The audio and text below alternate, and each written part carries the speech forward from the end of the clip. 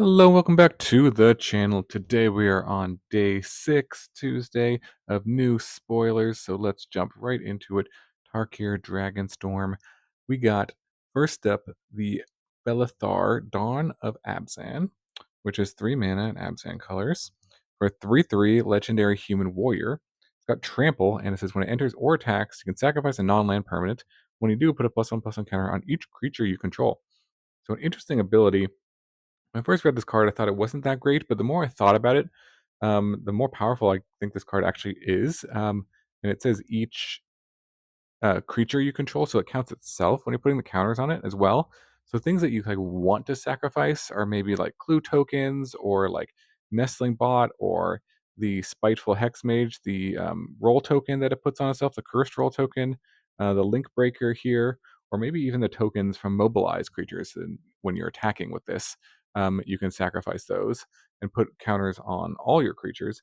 But if you can imagine just like a curve of just like Novice Inspector, Nestling Bot into this, then you could sacrifice the clue, and then all three of these creatures would get +1/+1 counters. And then if you played another, say, Novice Inspector or a Hex Mage, on the next turn you could sacrifice the token there and give all your creatures an additional +1/+1 counter. So, and this also has trample. So if this gets really big, it's hard to block. It can pump your whole team permanently. So I think this card is actually quite good. You do have to kind of like build your deck around it to really make sure the things that you're sacrificing, are fine to sacrifice. But there are quite a few good options and cheap options in standard. And again, with mobilize too, like the Voice of Victory, I think could be a good addition to this kind of strategy here. If you have that down, you attack with both of them. You can kind of stack the triggers such that the tokens come to play first, and then the counters are put onto everything second, so that you sacrifice one of the tokens that you're going to have to sacrifice anyways. So this card seems pretty sweet to me, to be honest. I think it could certainly build an archetype. I mean, the biggest downside here is the mana cost is kind of difficult. So we'll kind of see how 3 color mana bases work out in standard. But I think it's definitely got potential to fuel a token strategy and another strategy. Let me know in the comments below if there's any other cards that kind of work well with this. Maybe some other permanents that you want to sacrifice and or things like that that could be interesting with Felothar here. But yeah, overall, I think this card's pretty solid. All right, next up we've got the Jeskai Revelation, which is 7 mana in Jeskai colors here, an instant. Return target spell or permanent to its owner's hand. So you can do this on your opponent's turn and like kind of like bounce their spell back to their hand if they're casting something, which is kind of cool. And it deals 4 damage to any target, so it can potentially kill one of their creatures, 4 to them. Create 2/1/1 white monk creature tokens of prowess. Draw 2 cards, and you gain 4 life. So that is a lot of abilities. It bounce, damage, creating 2 uh, tokens with prowess, drawing 2, and gaining 4. So it's kind of like 5 abilities on a card. So definitely a powerful effect. So how do you kind of like cheat this into play? Because you're probably not going to want to do this just 7 mana straight up. I mean, you could if you're playing like a control deck, but maybe like Mind Spice Apparatus could be kind of cute with this. If you played that to reduce all the costs and you're playing maybe just a bunch of instants on your opponent's turn and like a flash deck, or if you mill it into your graveyard, there could be ways to get it back, like the Capricious Hellraiser could exile this and you could cast it for free, or Torrential Gear Hulk is a pretty powerful one as well in Pioneer that you could use this with. So I think this has options to be able to cast for kind of on the cheap. And I don't think you're going to want to necessarily play this for the full 7, but it's got some pretty powerful abilities and game swinging abilities here. A huge tempo swing, card advantage. So I wouldn't be surprised if this does see some play in some sort of deck. Would it be tier 1? I'm not quite sure if it's there yet. But it's kind of interesting to think about. And if they do have any other cards that come out in the future that let us kind of cast instants or sorceries for free or cheap, this could certainly be one of the payoffs for that kind of ability. But yeah, again, let me know in the comments below any other ideas for this one. Okay, next up we've got the Windcrag Siege, which is 3 mana enchantment. Comes into play, choose Mardu or Jeskai. For the Mardu, if a creature attacking causes a triggered ability of a permanent you control to trigger, that ability triggers an additional time. And then with Jeskai, it says at the beginning of your upkeep, create a 1/1 red goblin creature token. It gains lifelink and haste until end of turn. So both modes kind of decent. The first one you really have to kind of build your deck around, but kind of just looking through some of the cards in standard that we have with pretty good attack abilities already, like Arabella, doubling that ability is really powerful. Just kind of draining your opponent out of the game. Even just like a one drop with Hired Claw. If you went like Hired Claw into Arabella into this, and then you double all those abilities, that seems pretty powerful to me. Fear of Missing Out, giving you additional attack steps, additional untaps on your creatures, could be pretty good. The Anim Pakal, pretty powerful to double up that ability. Um, Even like if you want bigger with Dejir and Hazaret, maybe doubling up that attack trigger could be pretty cool. Yeah, and then the last mode, if you don't have any creatures out, like if you just got your board swept, this kind of gives you some backup plan if you want to choose the Jeskai mode to make a goblin token every turn as well, which is decent. Not the best mode, but there is like decent goblin synergies in standard now. Got like the Horde Master, and you can build a red white goblin deck that's not bad. And so maybe this card just kind of goes into a goblin deck as a way to kind of again kind of insulate you from board wipes, things like that. That could be useful. Just having a hasty goblin come into play every turn. It also gets lifelink, which can be good against other aggressive decks. So, yeah, definitely interesting card, and pretty powerful potential, I would say, with its two abilities. Let me know in the comments below any other uses for this. You could play it like in an Indomitable Creativity deck to make a token. I was thinking, but you probably have better options to make tokens. But you could potentially use that in that kind of style as well. But yeah, seeing some goblin support is kind of cool in standard as well, because that deck just becomes more and more playable, and maybe this card is could help it out. So yeah, pretty cool siege here. Okay, next up we've got the Dragonfire Blade, which is 1 mana equipment, and it says equip creature gets +2/+2 and has hexproof from monocolored. So how good is that?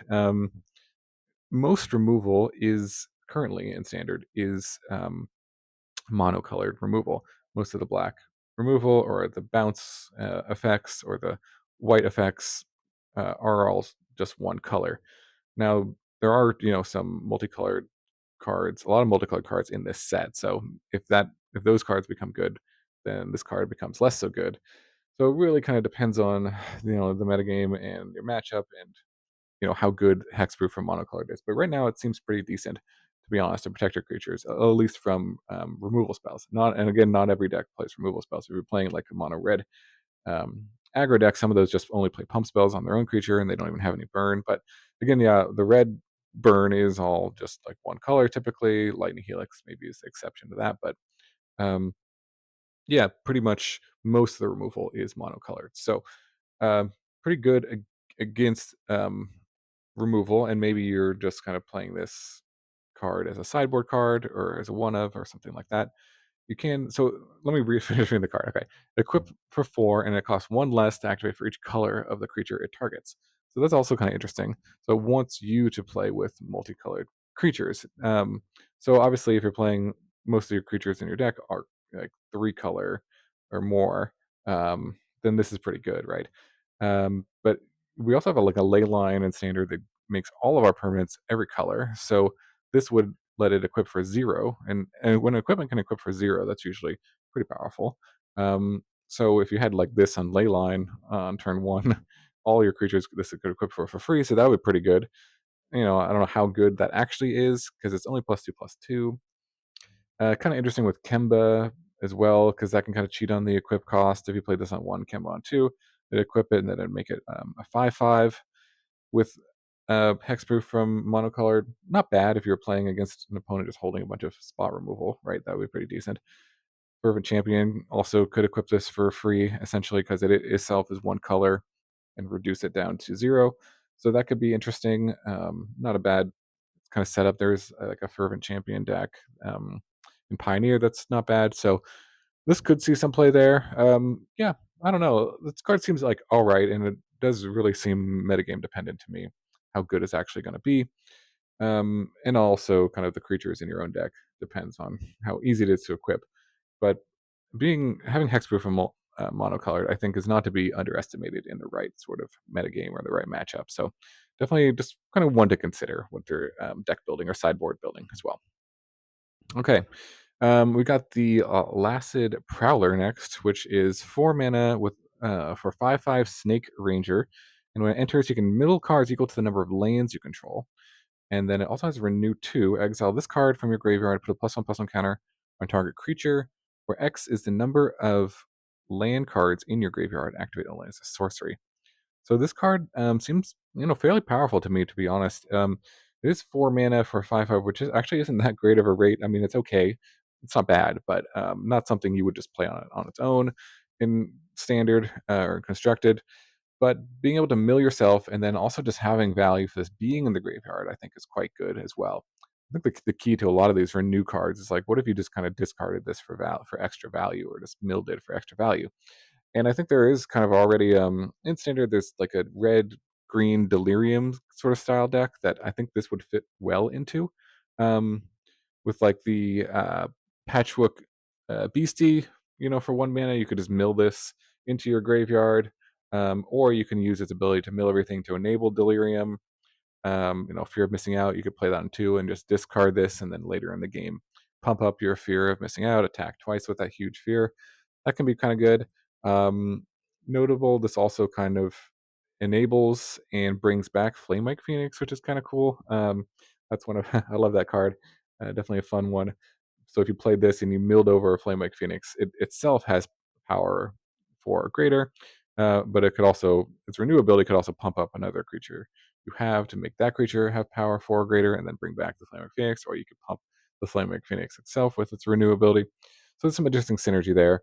We'll see. I don't know if this will find a home necessarily, but the ability to mill quite a lot and then renew um, for some extra value, I think could be worth it. I wouldn't be surprised if this does see some play in standard in some sort of shell that uses the graveyard. Yeah, let's move on to the Thunder of Unity, which is a red, a white, and a black for an enchantment saga, 3 mana. So you draw two. On chapter one, you draw two and lose 2 life. So, obviously that's not by itself, that's not a very good card. The next two chapters are whenever a creature you control enters this turn, each opponent loses 1 life and you gain 1 life. So this kind of is, I think, pointing to again the mobilize mechanic here, where it really wants a bunch of creatures to be coming into play, which mobilize does fairly well. Um, you do kind of have to wait a turn for that chapter to come onto line. Chapter one, you get to draw some cards, but losing life. I mean, you kind of lose a lot of tempo by just kind of playing this because you're not really affecting the board and you're also losing life. So, but you kind of get the life back in the next two chapters. um, I don't know. This card seems like okay to me. It doesn't seem like great. You really do. You're gonna have to, I think, build around the second and third chapter to really make it good. With a lot of token strategies, could be okay. Raise the past maybe is a way of kind of putting a bunch of creatures into play all at once to trigger that second and third chapter a bunch. But yeah, I mean, we already have effects that kind of like ping your opponent whenever a creature comes into play. Um, you know, uh, I can't remember the name of the enchantment that's red and white that gives all your creatures +1/+1, does 1 damage whenever a creature comes into play.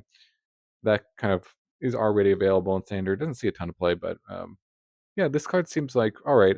We'll have to see. I mean, maybe I'm underestimating the chapter one ability, but the other thing is the chapter two and chapter three ability goes away. So turn after you play this, you kind of have to take advantage of it, or the turn after that. Otherwise, you can't really like set up for a big turn with like raise the past as easily with this card as you could with maybe some other pinging effects when creatures come to play. So I don't know. I wouldn't be surprised if this doesn't see any play. But it also has the abilities are powerful, but you really do have to take advantage of the token strategy here. So I don't know. We'll see.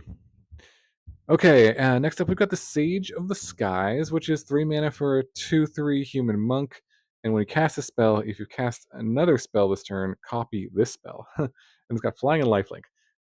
So just as a 2/3, if you didn't cast another spell, a 2/3 flying lifelink wouldn't ever really play that. But this is kind of interesting in that it does create another copy of itself. Um, and actually, I'm just thinking of this could be good with Geared too. I just had this thought before I put this up, but it'd be kind of interesting if you had that. because that's a token copy that you could copy again with Geared. So maybe that could be cool. But what else I was thinking of this card is with plot. There's quite a few cards that can plot for 2 mana. The Aloe Alchemist, Dust Animist, the there's a few red cards that can plot for 2, or even there's that red enchantment that plots for 1. You can kind of plot on an earlier turn and then unplot the card, cast it for free, and then cast this, and then get your token copy on curve. Basically, that seems pretty decent to me. Um, even the Alchemist is particularly nice if you had like a 1-drop Alchemist. You pump your 1-drop, and then next turn play Alchemist, play this, and then you have a huge board. So that seems decent. Nurturing Pixie, again, everyone's favorite card. That card kind of gets a boost from this as well. Say if you had 4 mana up and you had this down, right? You could play the Nurturing Pixie, return the original one to your hand, play it again, get another copy of it. Something like that could be kind of cute. So maybe in the Pixie decks, this could see some play. We also have a Mox. I mean, this isn't a dragon, of course, but it does let you cast a spell for free. So even if you didn't have a plot creature, you could just go Mox this and get a copy of it. So that's kind of interesting. But yeah, let me know in the comments below any other synergies with this one. I think it's decent, especially if you can consistently get the copy going and maybe use it over and over again with Pixie. I could see that definitely seeing some play. Just kind of getting free 2/3 flyers is powerful. So definitely a pretty cool card. Okay, and last up, a couple uncommon and commons here that I thought were interesting to discuss. The Glacial Dragon Hunt, which is 2 mana for sorcery, draw a card, and then you can discard a card. And when you discard a non-land card, this way it does 3 damage to target creature, and it also has Harmonize for 6. Interesting card in that I think it enables kind of graveyard strategies. The other card here, the Storm Shriek Feral with Flush Out for 2 mana, discard a card, and if you do, draw 2 cards.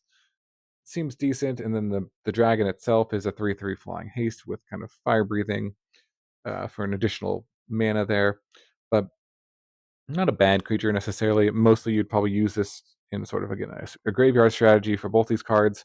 But they're kind of like cards that we kind of already have. There are cards that like draw and discard, but it kind of has some extra bonus abilities stacked onto that. So something to kind of keep an eye on as enablers for different kind of combos. The Abuelos Awakening combo, or maybe just playing a reanimation deck with Zombify or Helping Hand, trying to get back Oculus. I could see these cards potentially seeing play in those sort of strategies. We're just trying to put a big creature or Omniscience into your graveyard and bring it back. These are nice.